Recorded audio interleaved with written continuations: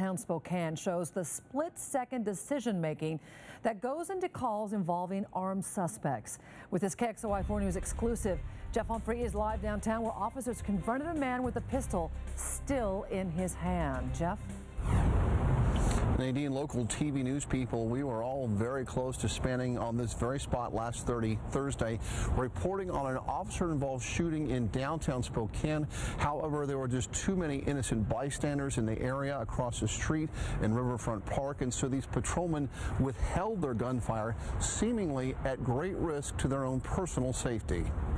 The standoff happened last Thursday after nearby office workers called 911 to report a young man and his girlfriend fighting here on the planters in front of the Olive Garden. While giving that information to the 911 operator, the witness saw the male pull a handgun out of the female's purse. That semi-automatic pistol with a working laser sight was hard for arriving officers to miss. They're told there's a gun, what the guy looks like. They showed up, he's holding a gun.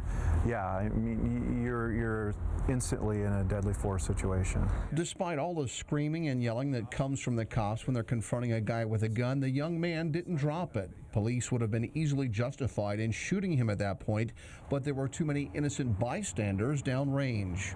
It was that consideration, right? The consideration putting other people's safety, the community safety before themselves, and then that time frame, that split second or to allow them then to de-escalate the situation.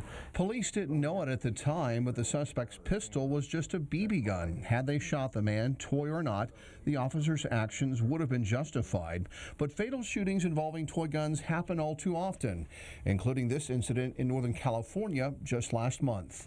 Those officers would have been very much potentially justified in engaging that subject and using deadly force in this incident. But again, their training and their skill sets and their individual characters is what prevented that.